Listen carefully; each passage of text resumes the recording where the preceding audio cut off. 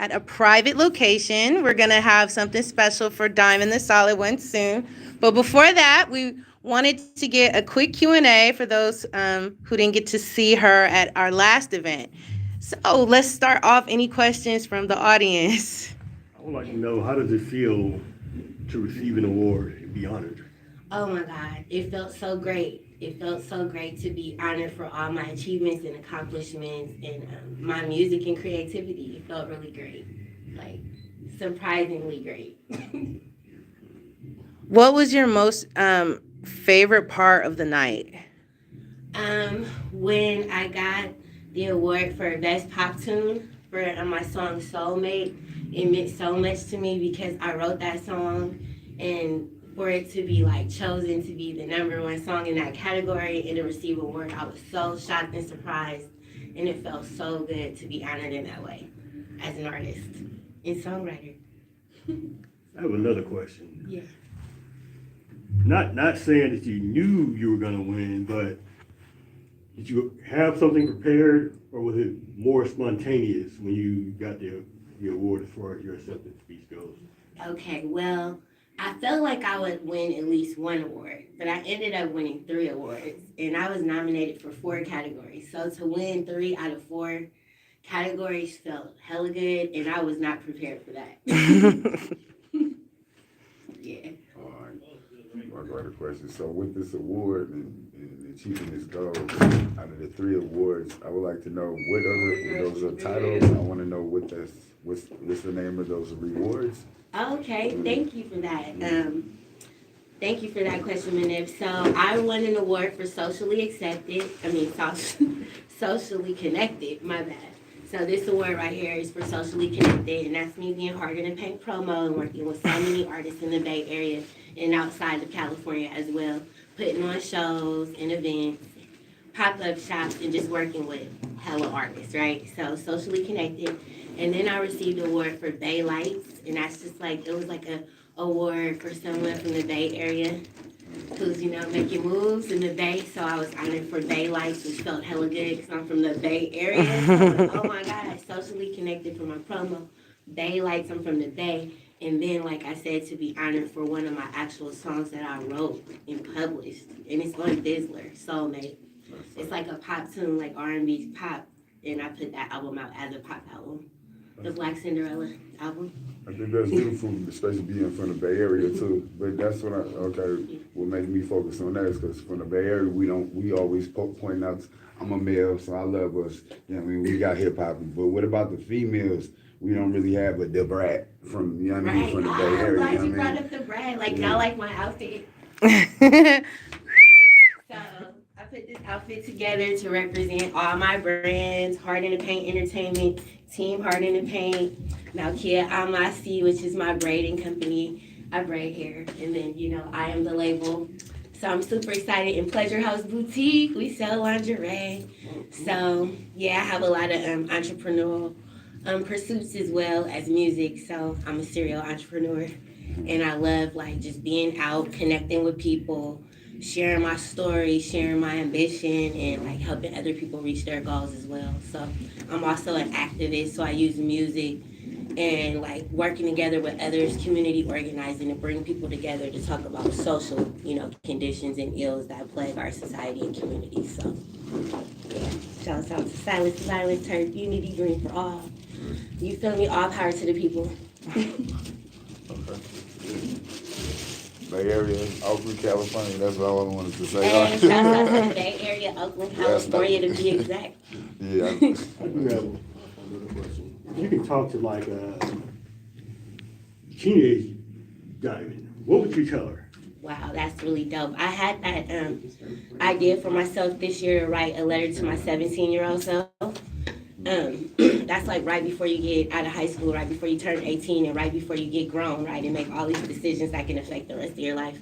So what I would say to a young person is to identify your dreams, determine what you want to do with your life, or at least figure out a direction you want to go, and stay focused. Don't let nobody throw you off track, because there's a lot of distractions out there. Stay focused no matter what.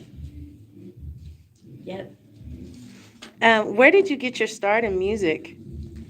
Okay, so I started in promo back in the day, like 2006 with Flow Masters Inc. Y'all might know Pharaoh Powell. He's like a filmmaker now. So he had a group called Certified Writers. I don't know if y'all know, but he did. And I used to work with them. So Flow Masters Inc. Certified Writers. And we worked together with Rob J. Official. He's a producer out of Richmond. And they used to get us beats, and we started working with, like, back in the day, it was like Miss Dre and Jay Nash. We started with like the Stallions, the Filthy Riches, you know. Everybody in the beginning I started, and I was there doing promo with Pushing the Beat.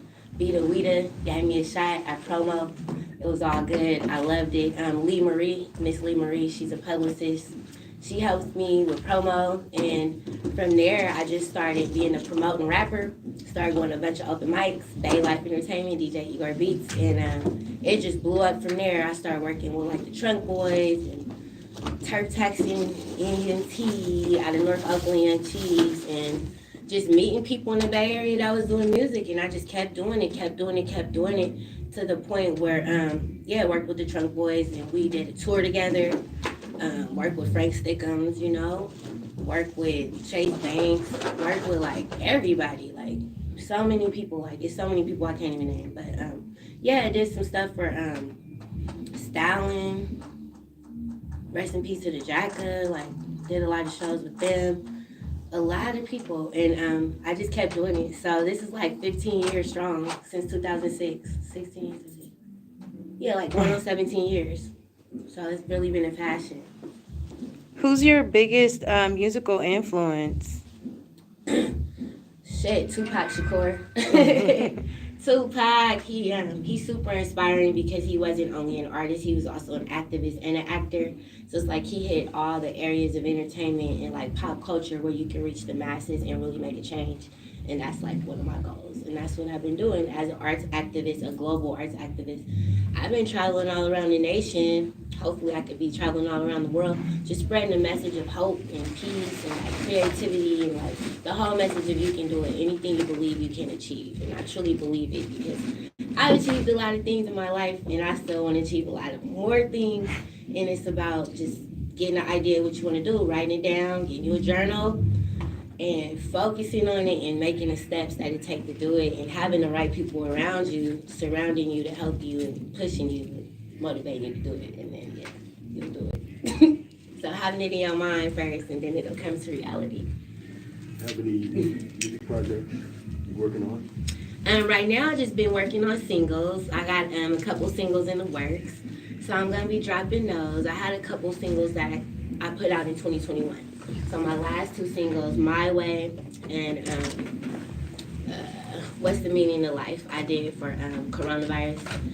Yeah, so I have those two out, and then I'm working on some more things. Yeah, I just threw a couple shows. So I had a show for Halloween, the Masquerade Ball with Shady Nate from Livewire Records. We were in Las Vegas, brought about 10 artists out there. It was super dope. We had a Jay Stalin ended up popping up and they did a photo shoot on the street, a video shoot. So that was like super dope. Hooker Boy Films was out there supporting Country Time Films. And then we brought it back to the Bay Area, well, a little outskirts. We went to Modesto in November 29th for a pink party for Drop Zone 2's birthday. And we brought out UC Kayla. So it was real cool. Shouts out to IB The Curse, Mars Radio, and Modesto, Livewire Records. You know what I'm saying? West Oakland.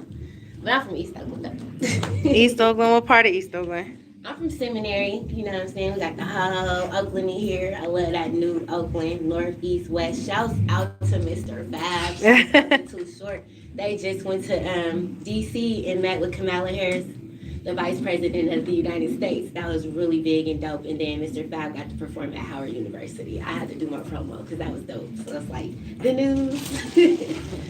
Yeah, that was dope, and it's very inspiring. And as an arts activist, I've been to DC as well in 2009 for the inauguration of Obama, and I was working on the campaign for environmental justice at the time. So we were working on like green jobs and green air, and like fighting pollution, especially here in West Oakland where all the trucks come in. There's a lot of pollution, and as a result, there's a lot of high asthma rates. So people are suffering health issues because of the transportation. So we went and fought for that. And we got green jobs out here with the Mandela Parkway, the Cypress Mandela construction program. Yeah, we helped create that. Cool. Definitely big. Yeah, big difference in the community. Yes. What is that like? Like, what do you just ask people to start a petition, or do you just stand in front of City Hall? How does it work? Well, a community organizer, there's different ways you can go about that. Like, there's 3 or 4 different things. So you can do a rally, right, where you just pop up, you have your signs, you're getting people to sign a petition, or they're going out there, and you might have a riot. People out there demanding, what that looks like, right? And then you might have it basically like an organized. So you would gather a bunch of organizations together, and that's called a coalition. So you would create a coalition that come together under one mission statement, right? So that was environmental justice, or it might be violence prevention, or it might be, whatever, it might be voting, right? So everybody has the same mission. And then you attack it like a big group.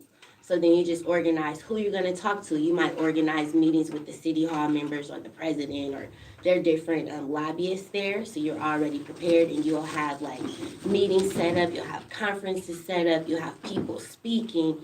So people are able to connect that way at the conference. They can sign up with the different organizations. They can volunteer. They can donate money. So it's all about what you're coming to say and how prepared you are of what you're asking. Pretty much an ask. So I was trained under Van Jones. If y'all know Van Jones, he's my mentor, right? He worked with Obama administration and environmental, but he was released, or he left that job because some things came back that he said about Bush, which he said Bush is addicted to oil like a dope fiend's addicted to crack. Oh, okay. So like in trouble because he's grassroots. You know what I'm saying? He's from the streets, so that jargon didn't fly out there. So he came back, and it's cool. We got him back. Now he's on like CNN speaking on lots of issues like prison reform. The coding. He created coding, a coding training for youth of color.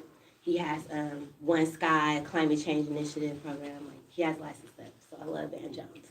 And it feels good because I feel like it's my civic duty. Like, I learned that as a young child in the 7th grade, going to Havens Court Junior High School, by the 6-9 bill, right? I went there, and I was like the student class president in the 7th grade, and I'm like, we need Black studies, we need Black history. Like, I was already like smashing, like, That Havens Court. I'm not a slave.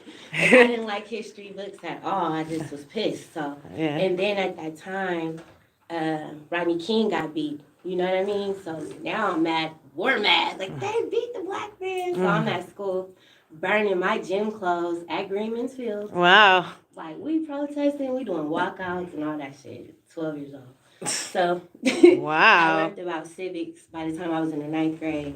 And like what that meant to give back and like volunteer and like your community. And then Tupac came out with Brenda's Got a Baby right around that time, and Keep Your Head Up. So it was like, it was all making sense to me of who I am, and I'm a leader, and I'm smart in school. I was gifted. I was in gay classes, and I just was always a leader, and I always knew it. So I always just stepped up, volunteered, and did what I needed to do to help my people. My grandma, she didn't have but an 8th grade education. That pissed me off. I'm like, this Ebonics is not gonna fly. I'm trying to go to college. Like, what are you doing? Like, so I was like embarrassed, like, fuck, we're fucked.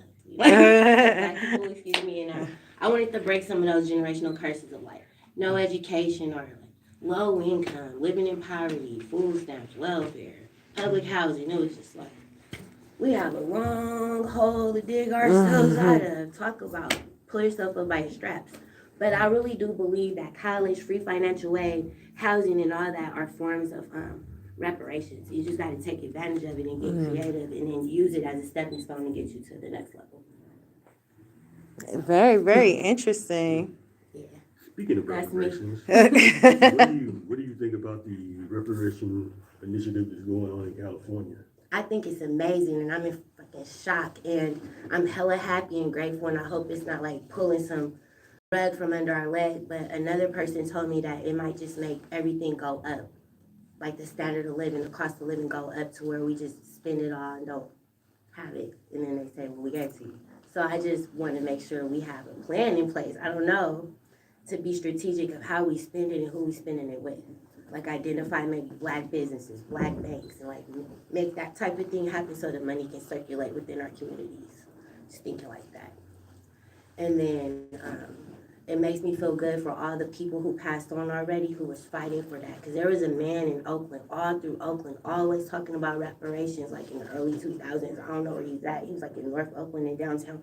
And I always used to talk with him, and he would like do petitions and stuff. And I'm like, this is for you, you know, like. It was hard to believe then that it could be possible. Like I said, I would look at like, okay, financial aid and public housing as like types of reparations. So I was like, I'm not really tripping on what they give us. It's like kind of about self-sufficiency. But if we got to this point and they know they owe us and they're going to give it to us, yeah, we deserve it. I'm super happy. Yeah.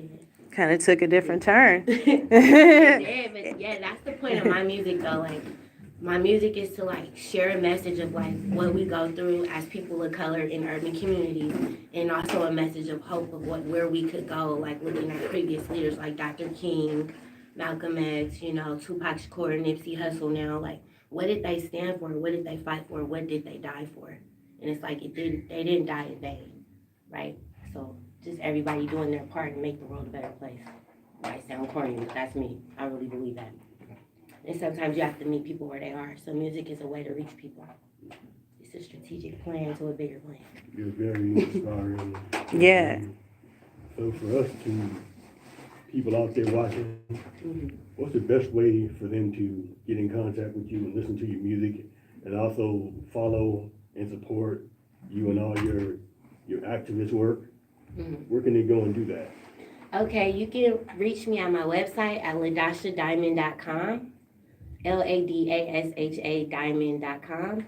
And you can follow my music at Diamond the Solid One, SOLIDONE, the Solid One, THE, and on all music platforms around. So Diamond the Solid One. Thank you for having me. I appreciate this opportunity and this award. Well, Awesome. my awards and being able to share my message with y'all. Great. Any shouts out there? Anybody out there? I want to shout out God, my 2 sons, my family, all my friends and supporters, all my YouTube subscribers. Thanks, Manette, for popping up with me. Shouts out to Eyes for having me. My Music Black TV Awards, BETV, and everybody. Antonio.